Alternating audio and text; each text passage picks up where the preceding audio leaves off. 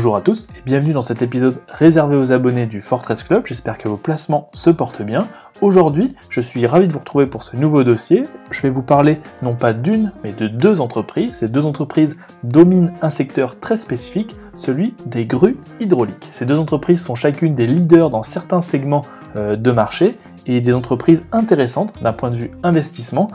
D'où le titre de mon dossier, vous ne regarderez plus jamais les camions comme avant. Je vais donc vous parler de Palfinger et Cargotec. Commençons par Palfinger. Alors Palfinger, c'est une entreprise autrichienne qui fabrique des systèmes hydrauliques de levage, de chargement de manutention pour toutes les interfaces de la chaîne de transport. En gros, son produit phare, c'est la grue, ce qu'il appelle à flèche articulée, montée sur un camion. C'est les grues qui servent à décharger des marchandises qui sont généralement fixées derrière la cabine d'un camion et qui est disponible dans environ 150 modèles. Je vous invite à regarder l'article pour ceux qui nous écoutent parce qu'il y a beaucoup de photos et d'images et parfois ça illustre un petit peu encore mieux ce que je vais vous dire. Alors le portefeuille de produits de la société, il comprend des grues télescopiques, des grues à bois, de recyclage, des systèmes de manutention de conteneurs, des chariots élévateurs et des haillons élévateurs, enfin bon bref, tout un tas de trucs qui servent globalement à l'industrie du transport et qui sont pas dans l'industrie des camions, mais bien dans cette spécificité d'aider à tout ce qui tourne autour des grues hydrauliques dans ce segment-là. Les principaux marchés du groupe sont les secteurs de la construction, des transports et de la logistique, des loueurs de véhicules, de l'agriculture et de la forêt, de la gestion des déchets, du ferroviaire et la demande, ce qu'on appelle public. En gros, généralement, vous voyez ce que c'est la DDE, les trucs comme ça. Par ailleurs, le groupe a aussi une branche marine pour le secteur maritime qui représente 13% de son chiffre d'affaires. C'est petit par rapport au reste. Dans la construction et les infrastructures, le groupe dépend globalement de la vitalité, on va dire, du secteur en général. Une part importante de ce secteur, c'est plutôt défensif, car c'est sur des projets de long terme, type investissement public dans des routes, etc., des ponts, des grands projets d'infrastructure. Et de l'autre côté, il y a une demande qui peut être davantage, on va dire, volatile, qui peut davantage dépendre des conditions économiques, c'est celle de la construction individuelle, les maisons principalement, les ménages construits généralement quand ils ont de l'argent, quand les conditions économiques sont bonnes. Sur le secteur des transports et de la logistique, alors ça dépend essentiellement de la vitalité économique et industrielle. En gros, plus il y a d'échanges et plus il y a d'activités, plus il y a des besoins en logistique et donc des besoins en camions avec des grues.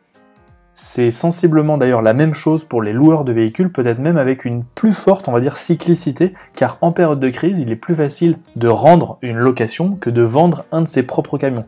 Et les loueurs de véhicules pro sont souvent les premières variables d'ajustement en cas de crise ou en cas de rebond économique.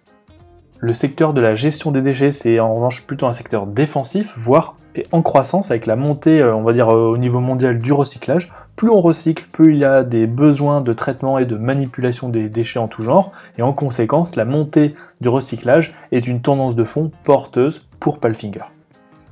Sur l'agriculture, c'est un secteur plutôt stable et défensif, même s'il peut dépendre de certains cycles, saisons de production. Voilà, en revanche, le secteur de l'industrie forestière, ça qui est un peu dans l'agriculture, c'est beaucoup plus cyclique parce que par exemple, ça dépend de la demande de bois et du prix du bois. Sur le secteur ferroviaire, c'est aussi un segment plutôt défensif et en croissance. L'activité dans ce segment, elle est surtout axée sur l'entretien des voies, donc c'est quelque chose qui revient normalement tout le temps, et en conséquence, ce segment devrait être en croissance dans un contexte de transition écologique où l'on veut davantage privilégier l'utilisation du train. Donc voilà, croissance faible, plutôt secteur défensif. Pour finir, je vais finir avec la demande publique, c'est un segment un peu large, mais qui regroupe essentiellement la demande d'entretien des routes. Par exemple, c'est un secteur très défensif, car normalement peu soumis à la conjoncture économique. À la rigueur, à la conjoncture de nos impôts qu'on paye, mais généralement ça, il tombe tout le temps. Pour finir, le secteur maritime dessert principalement l'industrie pétrolière et gazière, l'éolien en mer, le secteur des croisières, l'aquaculture et l'industrie de la pêche. Il y a aussi un petit peu dans le transport maritime et on va dire les marines militaires, ils font des bateaux apparemment, une division qu'ils ont dû racheter, ils faisaient des bateaux, des petits bateaux pour les gardes-côtes notamment. Je pense avoir fini, mais je me permets de rajouter un dernier petit point, c'est un segment qui est important dans certaines régions comme l'Amérique du Sud, mais c'est l'industrie minière qu'il ne faut pas négliger. En Europe, il n'y en a quasiment pas, mis à part quelques carrières, ce genre de choses, mais dans certains pays, l'Amérique du Sud, pays continent, c'est très important, et l'industrie minière va souvent dépendre du prix des minerais, de la demande économique, etc. C'est aussi un secteur qui est plutôt cyclique. Alors par géographie, voici les ventes du groupe. Alors eux, ils ont une définition qui s'appelle EMEA, Europe, Moyen-Orient, Afrique. En gros, cette zone-là, elle représente 57% du chiffre d'affaires du groupe. En gros, c'est globalement en Europe et Moyen-Orient que 60% du chiffre d'affaires du groupe se réalise. Le reste, en gros, il y a 21% en Amérique du Nord et après 7% en Asie-Pacifique, dans les pays du Commonwealth, en gros 6%, et en Autriche, qui est le pays natif de Palfinger, près de 5%. Donc ce qu'il faut retenir, on va dire d'entrée de jeu, c'est que Palfinger, c'est le leader du secteur des grues hydrauliques dans de nombreux marchés, avec une très forte présence en Europe, Moyen-Orient et en Amérique du Nord. Le groupe a aussi une forte présence dans le secteur maritime et l'industrie forestière. Passons à Cargotec. Alors Cargotec, c'est une société finlandaise qui se revendique numéro 1 mondial de la conception, de la fabrication, de la commercialisation d'équipements de manutention destinés aux activités portuaires et au secteur de la distribution. Et je fais un petit aparté, je remercie Jello qui m'avait en fait parlé de Gossin. En fait, quand j'avais travaillé sur Gossin, c'est lui qui m'a fait penser et travailler un petit peu sur Cargotec, et c'est un petit peu à lui que je dois ce dossier aujourd'hui. Il m'a donné envie d'écrire sur Cargotec et Palfinger parce que je me suis dit que c'était vraiment deux belles boîtes qui valaient le coup et qu'il faut connaître quand on est investisseur de long terme. Alors revenons à Cargotec. Alors un petit point avant de commencer, c'est que Cargotec est en train, alors c'est pas encore officiel, mais de fusionner avec Konecranes, qui est le leader mondial des ponts roulants. En gros, c'est des grues qu'il y a dans les entrepôts, vous savez, qui se déplacent et qui servent à déplacer des charges lourdes. C'est pas encore fait, donc je vais pas en parler exactement, mais ce qu'il faut retenir, c'est que c'est une brique supplémentaire par rapport à tout ce que je vais dire, qui est différente des business actuels de Cargotec et que n'a pas Palfinger. Donc je vais pas m'étendre là-dessus, mais il faut juste, c'est un petit détail à avoir en tête. Donc, hors cette fusion qui est en cours avec Konecranes, le groupe a principalement 3 divisions. Une division qui s'appelle Kalmar, qui fait près de 47% du chiffre d'affaires du groupe, une autre division qui s'appelle Hiab, qui fait près de 34% du chiffre d'affaires, et une dernière division qui s'appelle MacGregor, qui fait près de 20% du chiffre d'affaires.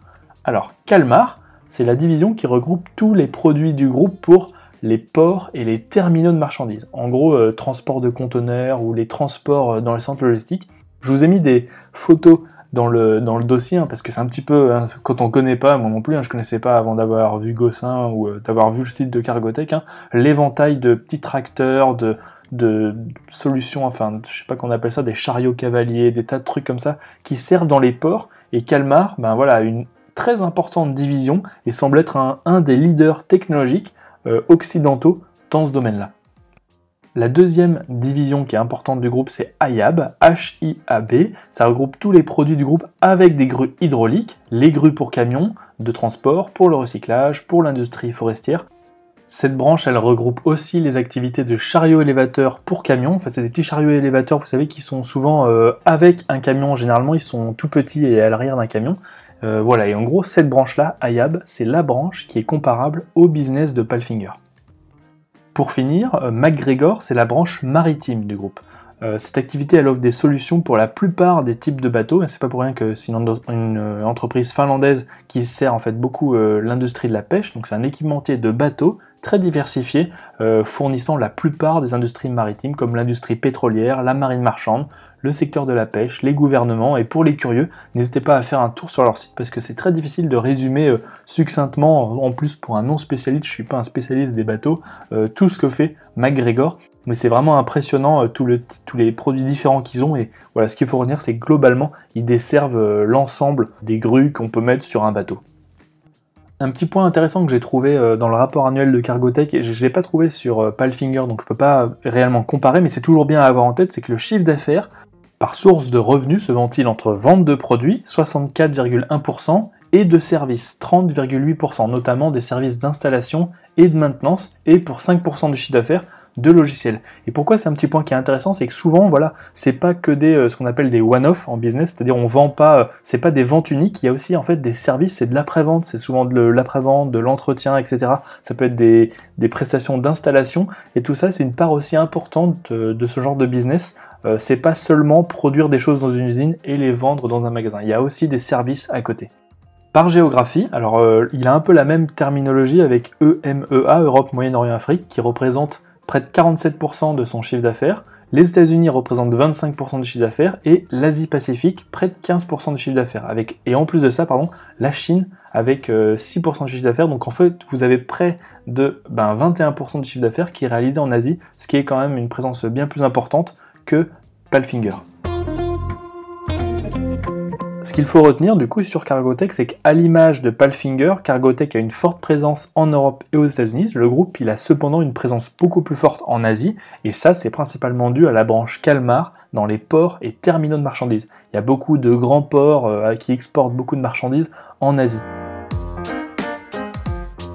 Alors, si on devait comparer en faisant un petit peu un match entre Palfinger et Cargotec, alors qu'est-ce qu'il faudrait retenir? Alors, Palfinger, c'est globalement le leader dans les grues pour camions versus Cargotec et sa marque Hiab, qui est le numéro 2. La spécificité de Palfinger, c'est de faire des très bons, peut-être les meilleurs, mais bon, je suis pas le spécialiste des grues quand même, donc c'est ce qui se dit et c'est ce qui ressort souvent. Ils sont pas forcément les moins chers à l'achat, mais ils essayent d'être les moins chers sur l'ensemble du cycle de vie des produits. Comment? En fait, en ayant des très bons produits qui tombent très peu en panne. Versus une grue que vous allez payer peut-être bien moins cher mais qui va lâcher au bout de 3 ans, une grue Palfinger, elle est censée rester 10 ans, limite avec très peu d'entretien et ne jamais tomber en panne. C'est comme ça qu'ils arrivent à être moins chers au global versus leurs concurrents.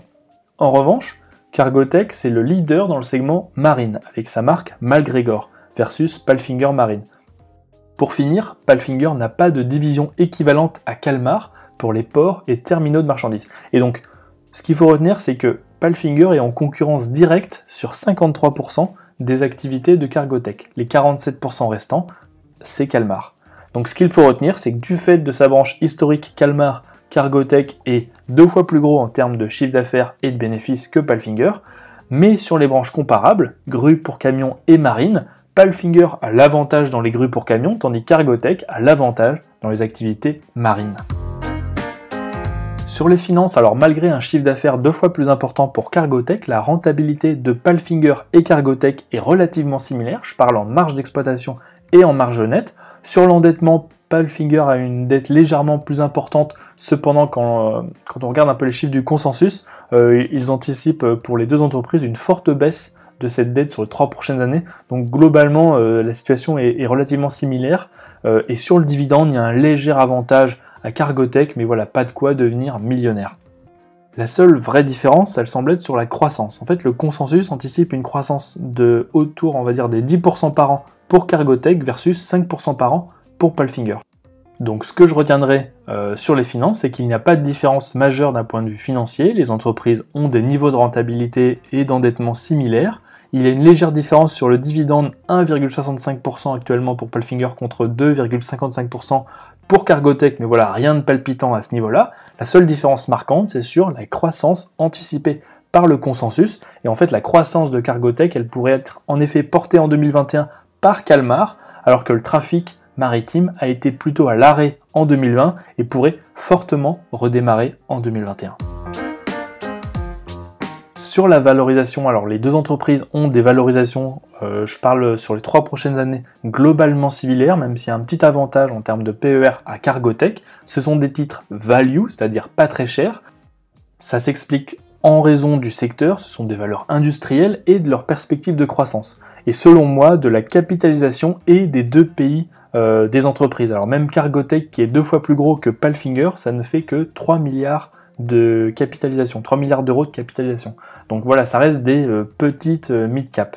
Ce que je retiendrai rapidement sur la valorisation, c'est donc que ce sont deux entreprises value industrielles avec des valorisations globalement similaires. Leurs valorisations respectives, elles semblent en ligne avec leur moyenne historique, donc il n'y a pas d'écart particulier à relever ici.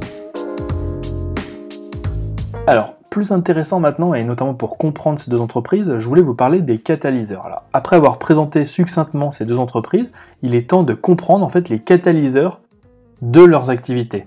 En gros, c'est le news flow. Et dit autrement, quels facteurs soutiennent leurs activités et indirectement leur cours de bourse. Alors, globalement, c'est assez simple à comprendre, mais c'est un petit peu plus dur évidemment à prévoir dans le détail. Les deux groupes dépendent des dépenses d'investissement de leurs clients, la plupart du temps des entreprises ou des collectivités. Il y a en effet peu de particuliers qui s'achètent, enfin je sais pas vous, mais un camion avec une grue hydraulique, on n'en a pas besoin tous les jours. Pour les entreprises et les collectivités publiques, c'est une dépense d'investissement qui va leur permettre de réaliser leurs activités. La demande en provenance des collectivités publiques, on va dire, elle est souvent stable. En revanche, les entreprises vont davantage avoir tendance à investir quand leur activité se porte bien et inversement à restreindre fortement leurs investissements quand leur activité est en berne. En conclusion, je dirais que l'activité chez Palfinger dépend de l'activité de ses marchés sous-jacents. Alors que certains marchés sont plutôt défensifs, je pense aux infrastructures, à l'agriculture, à la gestion des déchets et à la demande publique, d'autres segments de marché du groupe sont plus cycliques, comme la construction résidentielle, le secteur des transports et logistiques, les loueurs ou le segment marine. Et en conséquence, bien qu'une part de l'activité de Palfinger soit plutôt stable, on va dire défensive, une part non négligeable, importante de son activité est tributaire de l'activité économique. Chez Cargotec, le groupe a relativement la même exposition via ses deux filiales Ayab et MacGregor. Cependant, en ajoutant Kalmar, le groupe a une plus forte exposition au cycle économique. En fait, les dépenses d'investissement dans les ports ou les terminaux de marchandises dépendent souvent du contexte économique et plus il y a d'échanges de marchandises, en gros une forte activité économique mondiale, plus les entreprises de ce secteur ont de l'argent pour se moderniser et investir. En conséquence, ces deux valeurs, finalement très diversifiées par leurs marchés finaux, sont idéales pour jouer les cycles économiques, à la différence près que Cargotec est censé être plus cyclique que Palfinger, Palfinger étant un petit peu plus défensive.